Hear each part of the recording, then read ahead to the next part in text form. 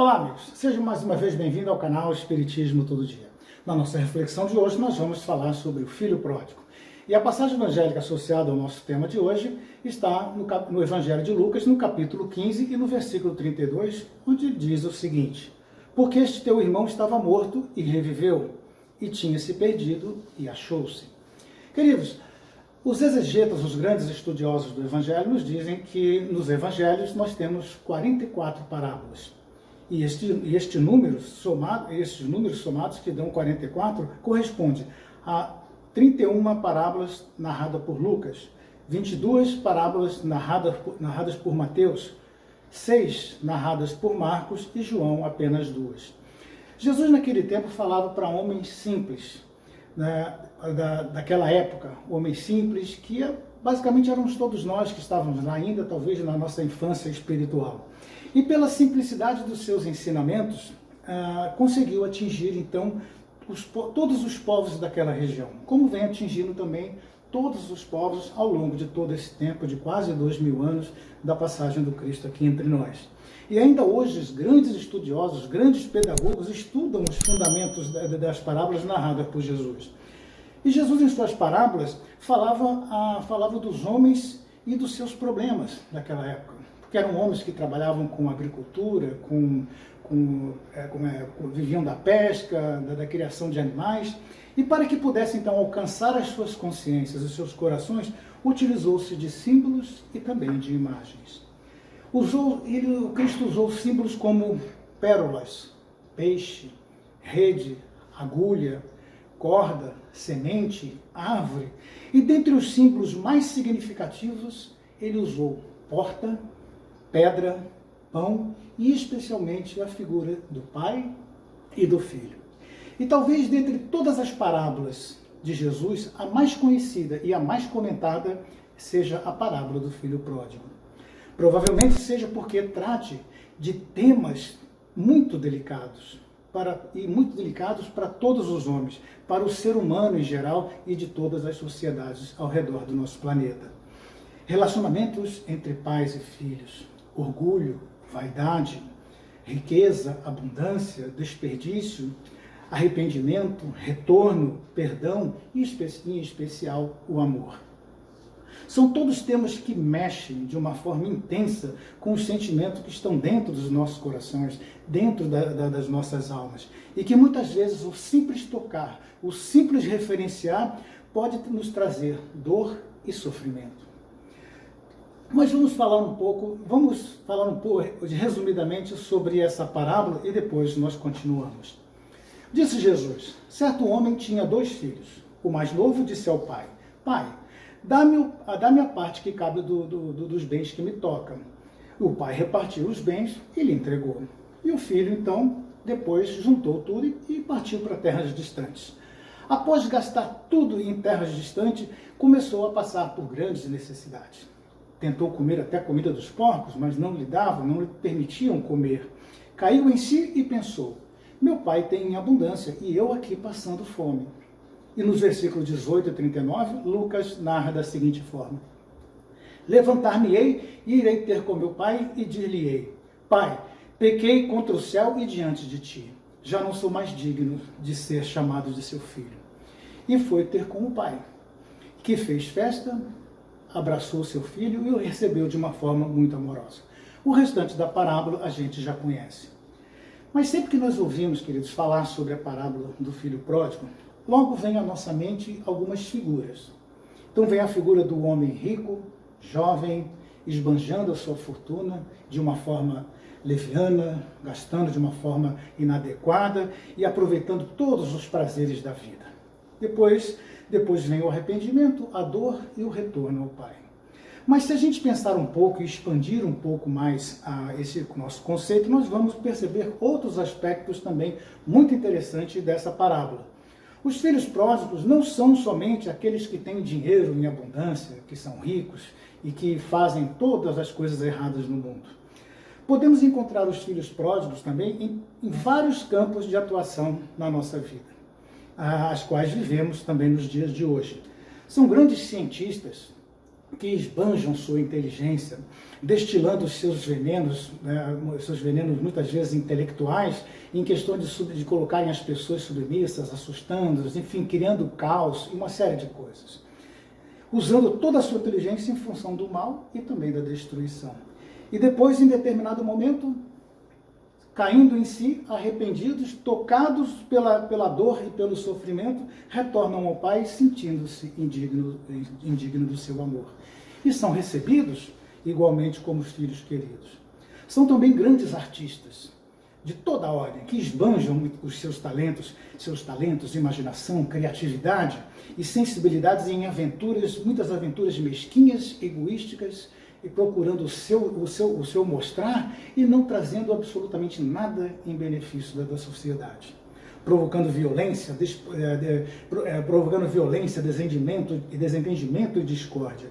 E que depois voltam também ao Pai, arrependidos, e são recebidos como filhos queridos. São homens e mulheres que muitas vezes também dotados de grande beleza, abusam também desses seus dotes, muitas vezes alimentando paixões, alimentando a violência, muitas vezes entre jovens, de uma forma pervertida em todas as pessoas, e depois igualmente também se arrependem e retornam ao Pai. E assim por diante. São também grandes engenheiros, que muitas vezes se deixam corromper por ganhos ilícitos, muitas vezes de forma inadequada, provocando muitas vezes grandes destruições, em grandes catástrofes que nós estamos acostumados a ver por aqui. São médicos que muitas vezes abusam de uma forma intensa da sua profissão, abusam com comércio, muitas vezes de corpos, muitas vezes com comércio também, que é questão de abortos, enfim, tudo mais, ganhos ilícitos também de toda forma. São políticos e negociatas de corrupção e ganhos ilícitos. Governantes negligentes, que muitas vezes, em função da sua ganância e do seu egoísmo, muitas vezes deixam e fazem com que o povo venha a sofrer. Pais e mães, que também negligenciam seus filhos, que lhes são entregues por Deus com a responsabilidade de fazê-los crescer e melhorar. Todos, queridos, sem exceção, ao chegarem nesta vida, ao chegarem nesta reencarnação, também receberam do Pai Divino a parte que lhes cabia. E saíram a gastar. São esses os nossos talentos, são as nossas habilidades que o Criador nos deu. Assim também como a parábola dos talentos, a parábola do filho pródigo, estes talentos e habilidades fomos nós mesmos que pedimos ao Pai. Se imaginássemos, fazendo de uma mesma forma da parábola, Pai, dá-me a parte que me cabe, e depois saímos reencarnando a viver a nossa vida. E muitas vezes esbanjamos e também desperdiçamos esses talentos ao longo das nossas vidas. Podemos então dizer que filhos pródigos somos todos nós que gastamos os nossos talentos de uma forma errada, de uma forma indevida, nos desviando do caminho correto, indo para países distantes, isto é, nos afastando do caminho que nos levam a Deus e que nos levam à felicidade. O que na maioria das vezes nos faz sofrer e nos traz sentimentos de dor e muitas vezes também de ranger de dentes. Mas a parábola do filho pródigo nos traz também um grande sinal de esperança. A de que Deus, esse Pai de infinita bondade, de infinito amor e justiça, nos ama de uma forma intensa. E está sempre de braços abertos, aguardando o nosso retorno. E dentre as emoções, queridos, mais amargas que podem ser sentidas pelo homem aqui no planeta Terra, está o sentimento de arrependimento.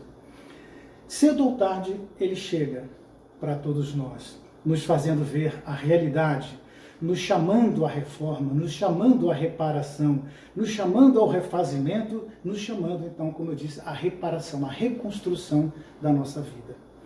Mas, ao contrário de que todos pensam, o sentimento de arrependimento é uma bênção para cada um de nós, que nos traz, arrependimento esse que nos traz a maturidade e nos convida à reparação, que nos convida à reforma íntima. Arrependimento esse sentimento que nos convida à transformação, que nos impulsiona em direção do caminho da casa do Pai. Aquele arrependimento que nos faz levantar e tomar a coragem de voltar e de tomar o caminho correto. É neste momento que devemos, então, ser corajosos e fortes. Voltar os nossos olhos a Deus, ao nosso Pai, sem medo de ser rejeitado, sem nenhum constrangimento. E Ele está sempre pronto a nos receber de volta em seus braços. Basta, então, que tenhamos disposição e coragem de voltar para o Pai. Mas nós não podemos deixar, em hipótese alguma, que o orgulho ou então a vaidade nos impeça esse retorno. Sabe, que esse orgulho, essa vaidade nos impeça. Nós temos que, então, a partir desse momento, quebrar esse orgulho, quebrar toda essa vaidade, abrir o nosso coração, enchermos-nos de coragem e simplesmente fazer o caminho de volta, tendo a certeza de que Deus, com certeza de que Deus vai nos receber.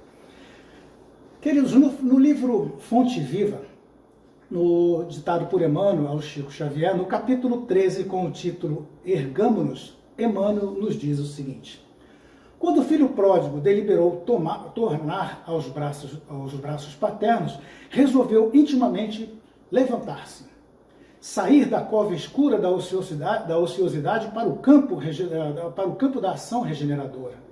Ergueu-se do chão frio da inércia para o calor do movimento reconstrutivo. Elevar-se do vale das indecisões para a montanha dos serviços edificantes. Fugir das trevas e buscar a luz. Ausentar-se da posição negativa e absorver-se na reestruturação dos próprios ideais. E ele levantou-se e partiu rumo ao lar paterno. E ao final, Emmanuel conclui dizendo o seguinte: arrependimento pede esforço, panorama dos cimos pede ascensão. Se aspiramos ao clima da vida superior, adiantemo-nos para frente, caminhando com as paixões, com os padrões de Jesus. Levantar-me-ei, disse o jovem da parábola. Levantemo-nos todos. Repitamos todos nós esse gesto. Levantemo-nos e retornemos ao Pai. Por isso, o entendimento claro entre o arrependimento e o remorso deve estar muito, mas muito claro em cada um de nós. Pois como vimos, o arrependimento nos impulsiona a esse retorno do Pai. Nos enche de coragem, nos incentiva a transformação, enquanto que o remorso, ele nos impulsiona ao imobilismo, à letargia, à estagnação. Ficamos parados, simplesmente parados, e ali sofrendo, até que algum momento venha esse arrependimento, fazendo com que a gente desperte. Levantemo-nos, disse Emmanuel. Levantemo-nos, levantar-me-ei, disse o jovem da parábola. Mas levantemo-nos com coragem, com esperança e com fé. Queridos, essa era a nossa reflexão de hoje, falando sobre essa parábola tão bonita, que é a parábola do filho pródigo. Fiquem com Deus e até uma próxima oportunidade.